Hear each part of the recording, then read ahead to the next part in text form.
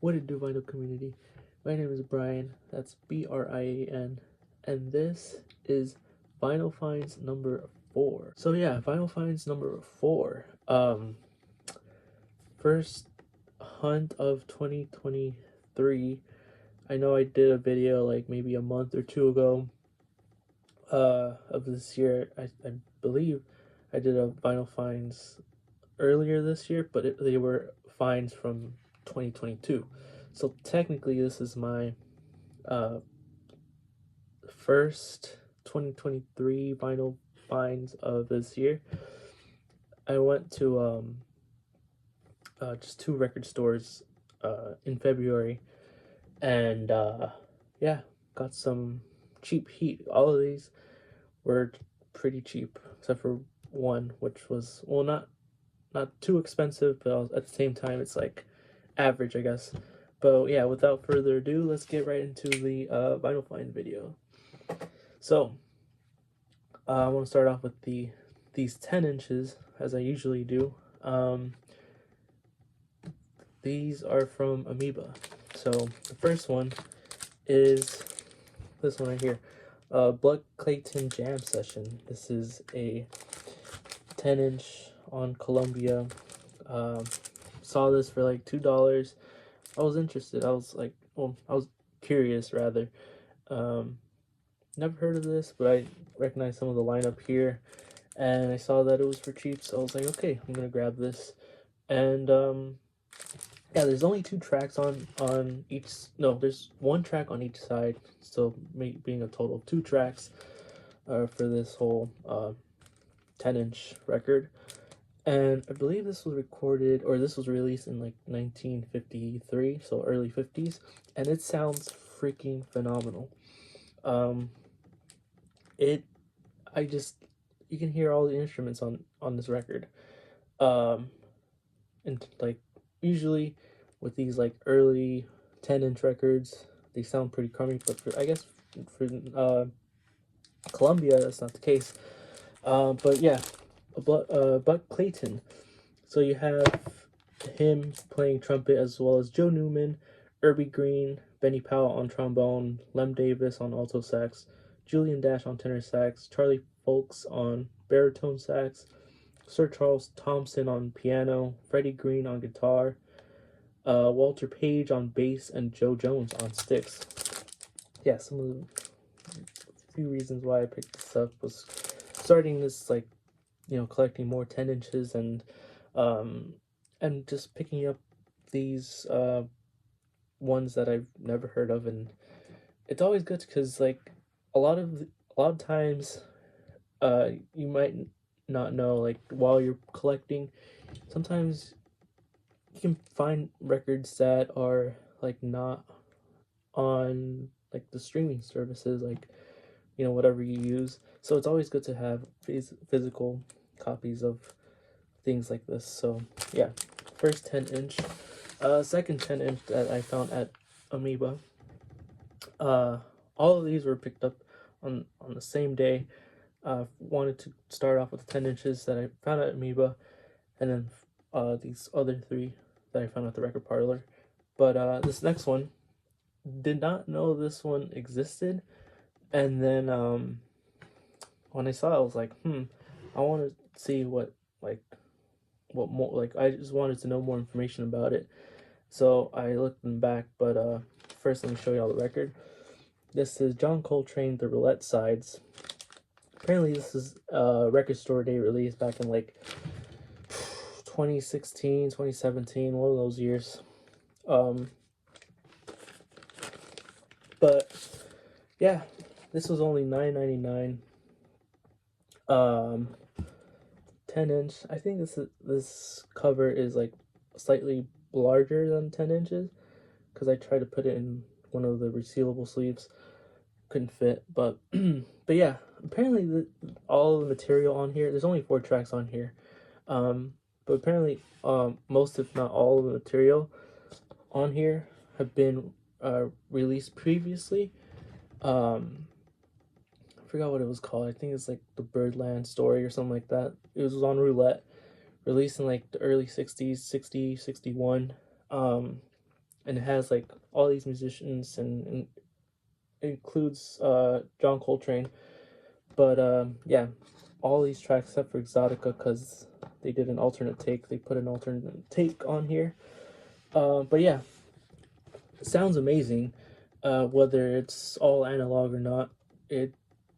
By the way, it's the reason why I picked it up, but not just this, because it was also cheap, and I wanted to hear the material on here.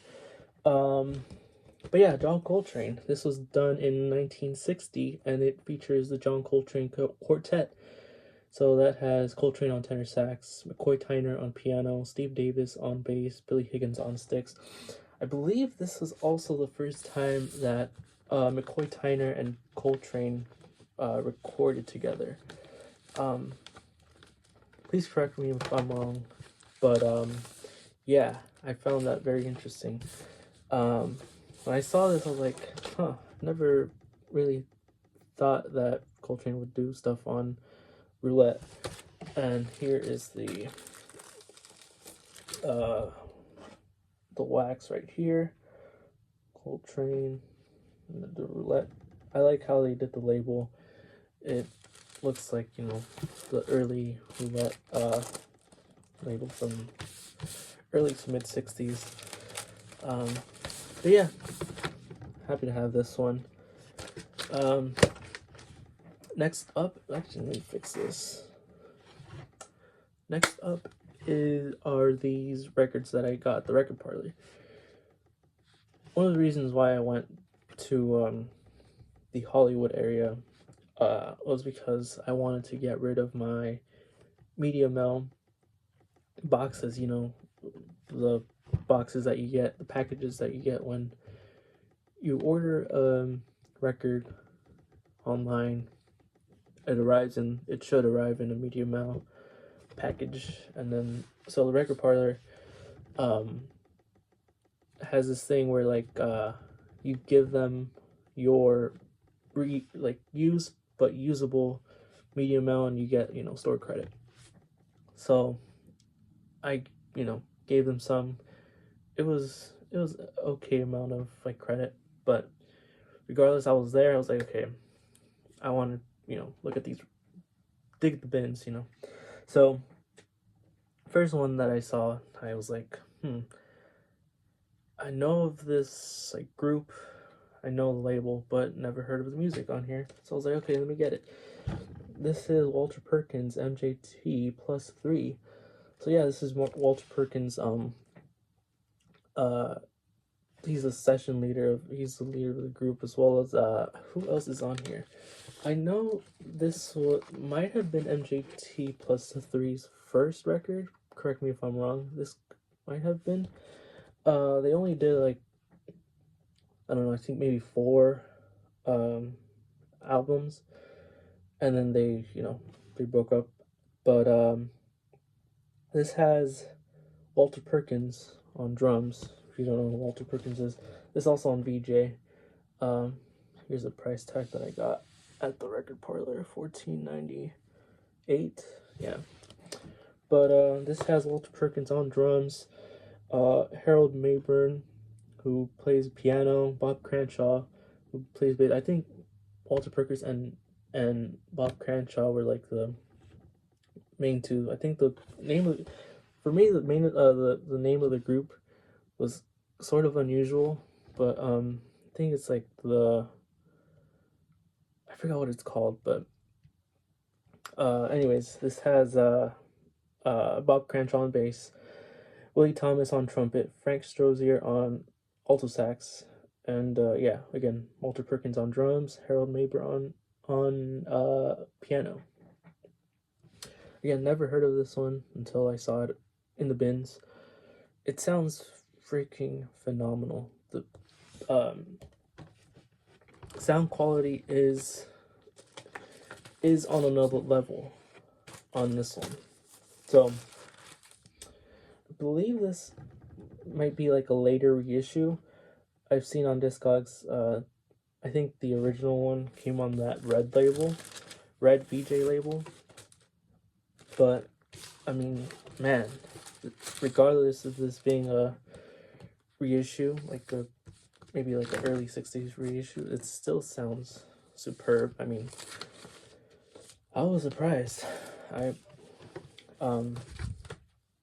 gonna keep an eye out on these other MJT plus 3. Yeah, that one was cool. Another one that I got at the record parlor was this one right here, Bud Powell, Ups and Down. This is on Mainstream, that Mainstream label. This was released in 1970, early 70, I think 72. Mind you, Bud Powell like had passed maybe like 6 years before this came out. I think he passed in like 66. So this is a compilation of stuff that he did. Like, I think the liner note says 50s, but I've read somewhere that that's incorrect, and the material on here was done like the 60s, mid 60s, right before his passing. Whether that's true or not, it still sounds amazing. Yeah, Bud Powell. There's 2 tracks where he plays a solo, but for the most part he plays in trio form. I'm not sure who plays with him because I don't think it's credited on here, and I tried looking it up, but I couldn't find anything. But you have him and the group playing, for the most part, standards. But it's on that Mainstream label. But yeah, I mean, you got standards like Someone in Love, A Moment's Notice, Around Midnight, I Can't Believe You're in Love with Me, just to name a few. And yeah, it was a nice cheap record. I think I got this for like $6. No, it was like, no, yeah, I think it was like $6 because of the store credit. And then the last record that I got at the record parlor, let me fix this, is this one right here. I've seen this record before, but online, but when I saw it on the record parlor, I was like, you know what, I'm gonna pick this up. Harry Babasson, or Babasson, however you pronounce his name, and the Jazz Pickers with special guest Terry Gibbs. This was another cheap heat. This was like, I think this was like also $12. This is on Mode Records. I think this was done in 57, recorded in 57, I think released the same year. But Harry Babasson plays cello on here, Terry Gibbs on vibes, Dempsey Wright on guitar, Ben Tucker on bass, and Bill Douglas on drums. This is an awesome one for me. I saw this. I've been keeping an eye on these Mode Records. I believe Mode Records is done is like West Coast jazz. And yeah, saw Terry Gibbs on here. Big fan of Terry Gibbs and the stuff that he put out. Excuse me. But yeah, a lot of these tunes were written by the session leaders, Harry Babasson or Babasson. But yeah, this was cheap. I was like, I saw this. I've seen it a couple times online. Saw it in the bins, and yeah, and it's a super clean copy too.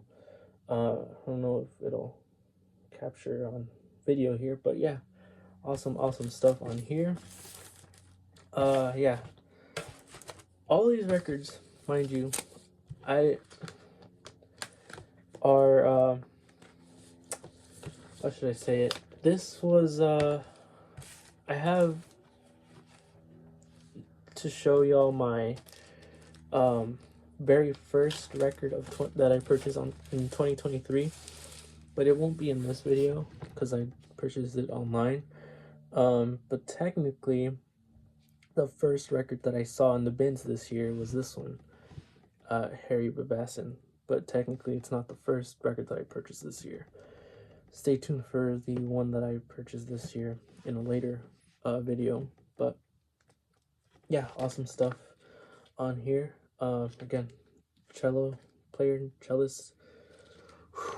That's for me unusual, but I like the usual stuff, so can't even complain there. So all of these next ones are from the Amoeba Records in Hollywood. Starting off with, so I've listened to most of these. There's only two that I haven't listened to, and I'm gonna show you all the ones that I haven't listened to yet. But this was like $2.99.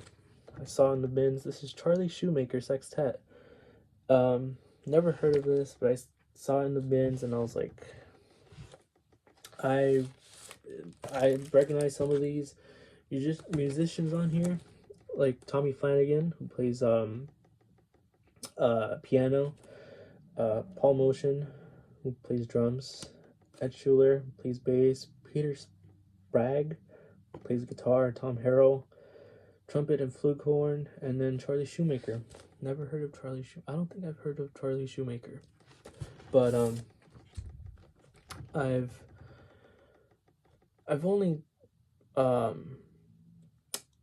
yeah, whenever I see like records with like the usual names, I'll like pick up, but obviously I'll even do like blind buys for musicians that I've never heard of. But yeah, saw this for like $2.99 at Amoeba. Looks clean too. This was done in 82, and I don't think I'm familiar with any of the tunes on here, so I'm excited to listen to this. I believe it's post-bop. I could be wrong, but it's on this Discovery Records label, and it looks really, really clean, so hopefully it sounds good. I know the music on here is going to be good. And yeah, Charlie Shoemaker Sextet. Yeah, that's one. The other one, everyone's been buying these records on this label, and I was surprised to have seen this label at Amoeba for a cheap price too. San Pablo. This is, what is this? Soul Believer, Milt Jackson sings and plays on Pablo. Everyone's been, buying these Pablo records. So I was like, when I saw them at Amoeba, I was like, okay, I'm gonna get them because they're cheap. And yeah, this has Milt Jackson, who does vocals and plays vibes. Cedar Walton plays on piano. John Collins and Dennis Budimer, who plays guitar. Ray Brown, who plays bass. Billy Higgins, Frank Severino, drums. Plas Johnson on tenor sax. Let's see, Michael Lang, Ian Underwood on synth. And yeah, this was done in '79. Still haven't listened to it, but the next Pablo record I did listen to. No, trust me, I will listen to it. This is a super clean Pablo record. I don't think this was ever played. Nah, it has been played actually, because the other side does have like a little small scratch. But yeah, the next Pablo records that I did listen to is this one right here. This is Basie Jam, Count Basie. This features a lot of great musicians on here. This was done, I think, in 1975 as well.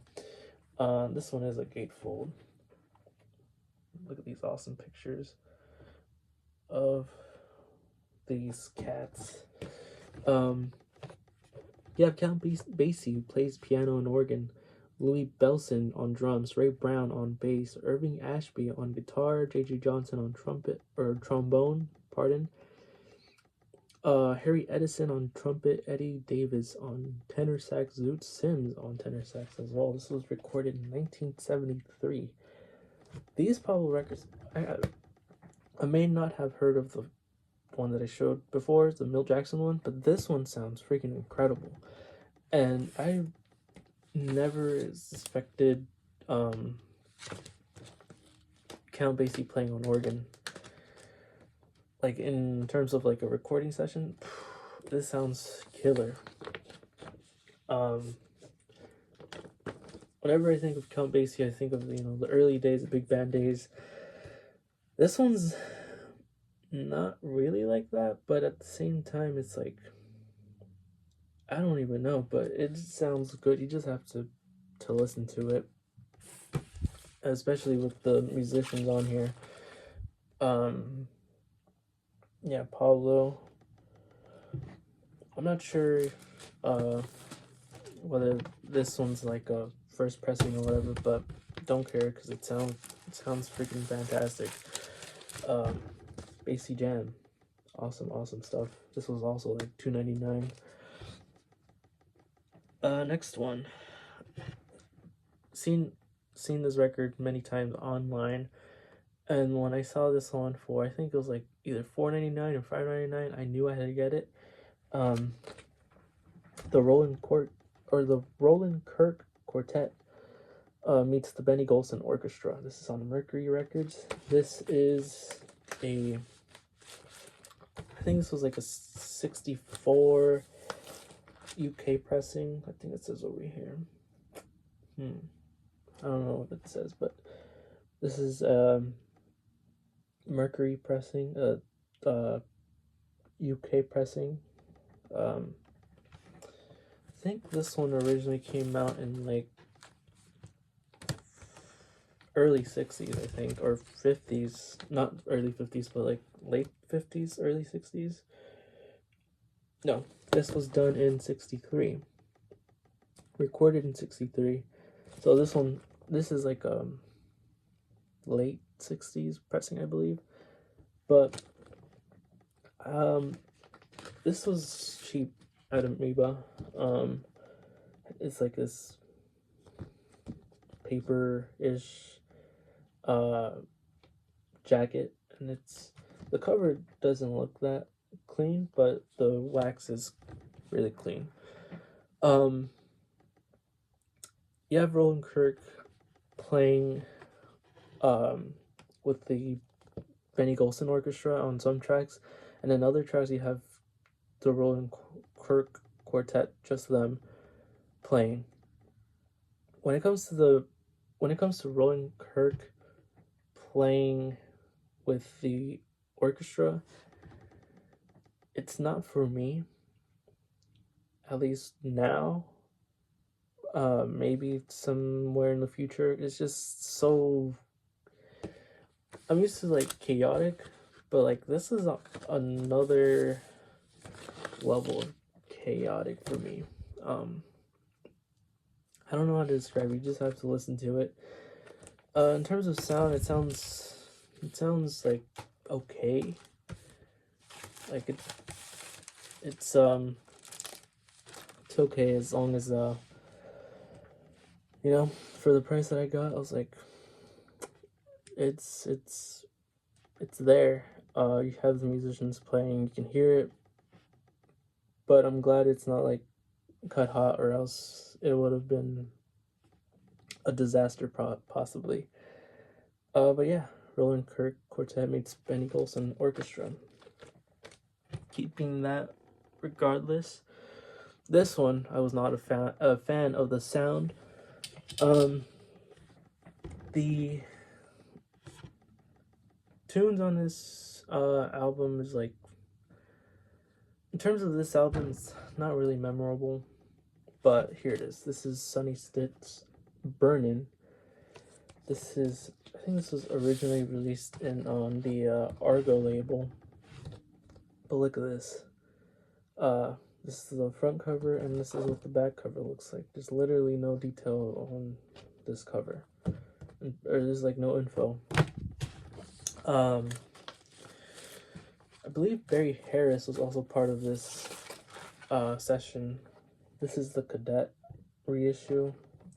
Not sure when this was done. This was released, but like I said, it originally came out on Argo, and for the most part, you have Sonny Stitt and the group. This is, I believe, this was yeah, this is a quartet that plays on here, and like I said, it's only memorable because it's only somewhat memorable because they play standards, but at the same time, this one is not so memorable in terms of how they play and how the music, I don't know. Anyways, I will say Sonny Stitt on here sounds just like a Charlie Parker imitator. That's another thing.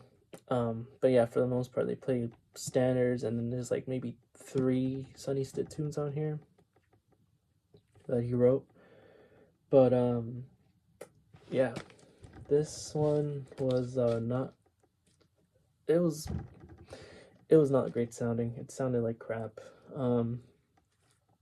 Maybe the Argo one sounds like crap too. I'm not sure. I just know that a lot of the Argo records sound not great. So yeah, next up, this next one. By the way, that one was only like, I think maybe $5.99. All these records were under, in total, came to be under like $100. It was like, the last one that I'm gonna show y'all was, y'all hear that? Anyways, the last one that I'm gonna show y'all was like $30-ish. I want to say, actually, I have the receipt right here. Let me see how much it costed. $29.99. So yeah, $30. And as y'all can see, this one I got it on. Oh yeah, let's see that. Anyways, 2/7/23, February 7th, 2023. Anyways, sorry for the sidetrack. To the next record, see all these contemporary records at the bins at Amoeba. Decided to get this one because it was like cheap. It was only like $4.99 as well. This is Howard Rumsey's Lighthouse All Stars Volume 3 with a ton of musicians. This happens to be a demo copy. Whether it's a demo copy or not, I'm gonna pick it up. It looks pretty clean.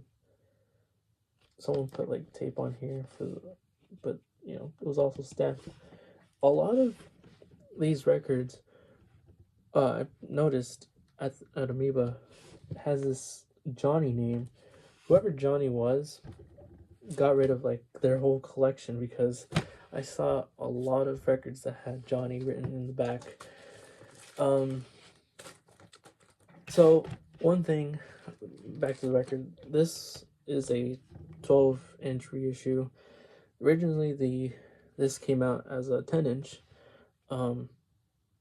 So you can see there's 3 different sessions. Originally the 10-inch only had these 2 sessions, the first 2 sessions, and then I think the original one came out in 1953. This one's like a 1955 or 56 reissue.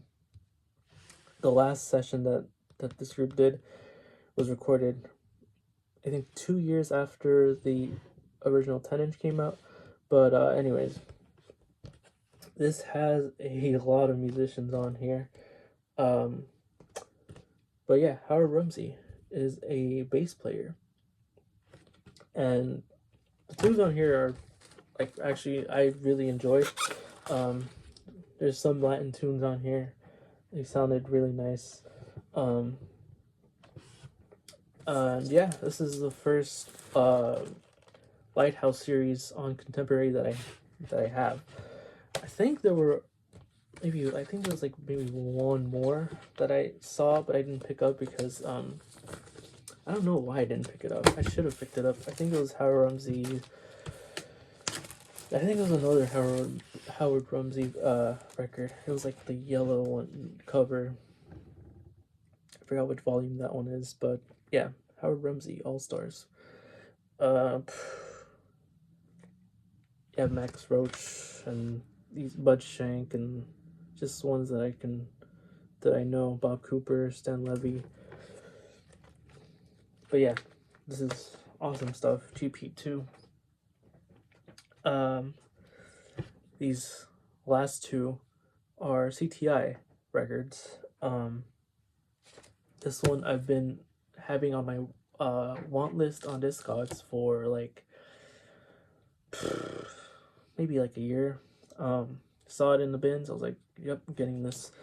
This is Ron Carter, Spanish Blue. This was a put on CTI. I think this was like in this 74. Yeah, 74. So I think this was out in like 1975. But yeah, there's only 4 tracks on here. This album includes So What. It's an interesting rendition of So What. But you have Ron Carter on here with Billy Cobham on drums, Jay Berliner on guitar, Ralph McDonald on percussion, Hubert Laws on flute, Roland Hanna on piano, and then Leon Pendarvis on electric piano. These CTI records sound incredible. Ron Carter, I don't know how many records he put out on CTI, but he's featured in a lot of them. I don't know if that's surprising or not, but yeah, Ron Carter was in a ton of sessions with these other musicians. But this one, for the most part, it features Ron Carter and Hubert Laws, who plays on flute. There are like 2 Spanish songs, but they don't really have this like Spanish feeling vibe to it. It's just like the name of the tune. But yeah, I mean, there's only 4. There's only 2 tracks, 2 tunes on each side, so it's a lengthy. They're all lengthy tunes. Ron Carter can't express how much I love to listen to Ron Carter. This is not my favorite Ron Carter album, but I'm finally happy to have it in my collection. I've been seeking out more CTI stuff. Last but not least, this is the one that I paid $29.99 for. As y'all have noticed, all of these were like super cheap individually. I knew I could not have passed this one because I've been wanting it, and you guys are probably gonna laugh, but it is what it is. This is another CTI. This is Chet Baker. She Was Too Good for Me. This is one that I've been wanting in my collection for like 2 years now. Every time I saw like a copy on Discogs, I was hesitant to pull the trigger and purchase one on Discogs. But I don't know what made me not want to get on Discogs. So when I went to Amoeba and I saw this, I was like, picked it up and kept it with me until I, purchased it. But yeah, Chet Baker, She Was Too Good for Me. if y'all don't know, Chad Baker sings on some tunes on some tunes on this album, but he also plays trumpet on here. This is the gatefold. I believe some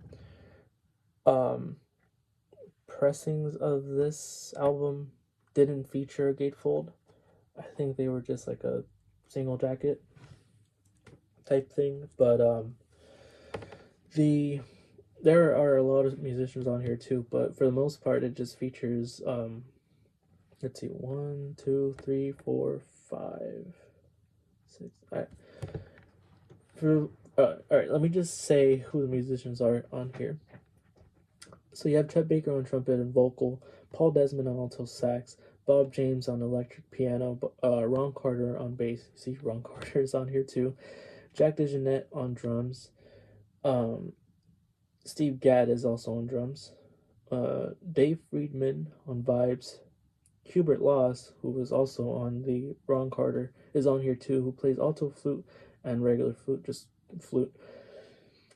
Romeo Penk, who plays flute and clarinet. George Marge, who plays alto flute and oboe. And then you just have all these violinists, and then cellists, I believe that's, yeah, cello players. But I think the strings are only on one track, and that being She Was Too Good to Me. I believe so. And maybe What'll I Do, if I remember correctly. But yeah, I mean, Chad Baker doesn't really, he sings a bit on I think he sings in a total of 3 songs. He sings on She Goes Too Good For Me, I know that. And then with a song In My Heart, he sings a little bit, then starts playing trumpet. And then What'll I Do, he sings too on that one and plays trumpet on that one too.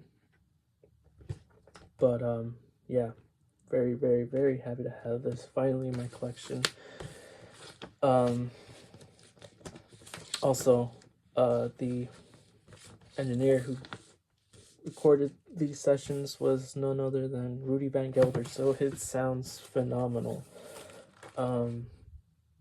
Has the Van Gelder stamp, and yeah, super, super clean copy. Very happy to have.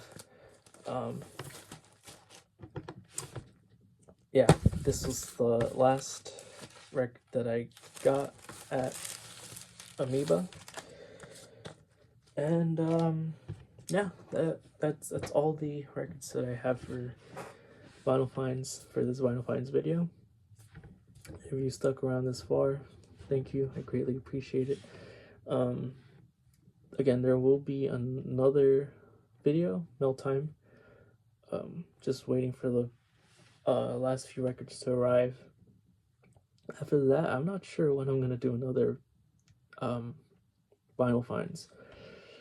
Now, I've been keeping an eye out on this system on a certain website, and I've caught my eye, so I'm like trying to save up for it. So maybe I'll drop a video about that. Maybe, I don't know. But yeah, hope to see y'all in the next video. Take care.